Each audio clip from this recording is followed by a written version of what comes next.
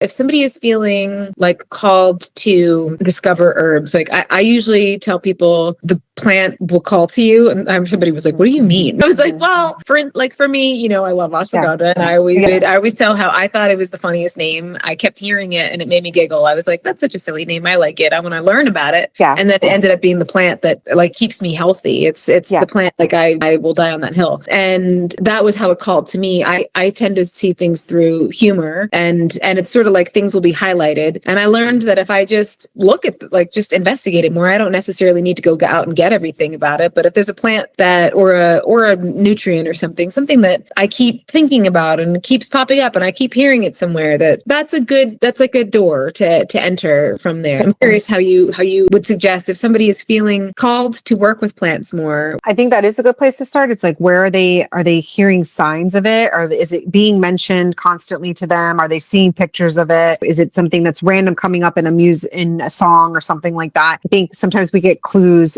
in some way, somehow in that way. But I think also times too, when we stop thinking that it's an entity that's completely separate, or a practice is completely separate, and something that can be combined with just an everyday thing that we do, which is eating food. I think that is a very natural way to come about it. It's like, I'm going to the grocery store and I'm going to get myself a box of tea to have, right? And then I look at the ingredients and what herbs are a part of this, and I'm going to incorporate this tea into my daily practice. And then I look at those ingredients of those herbs that are a part of that, and then start to research them. Like, what does this do for me? How can I take it deeper? Or at certain times of the year, maybe there's fresh dandelion that you could start to work with, and you can use that into your everyday food. And well, what does dandelion have to offer? And you start to like go deeper into your practice. I think that happens with like so much for so many different things though too. I think that again, there's been this disconnection, and we've been so disconnected from even what we're getting at the grocery store and what food we're getting, versus when we start to think about practices like herbalism and working with the plants and our wellness, it's more about starting to create this connection with that, right? Connecting with our food, connecting from where it comes from, how is it actually being sourced, all of those things. And then we start to look deeper as like, well, what does this actually offer me, right? How can I use it in a medicinal way? How can I use this in a way that is going to be nourishing for my body? Is it nourishing for my body? Is my body seeking it out? Am I craving it, right? And then how can I also use it in spiritual practices and forms like that? So I think when we start to change the mindset of like, this is a completely separate practice, and we start to say, this is a practice that is a part of the natural things that I do every day, it becomes less daunting and less foreign.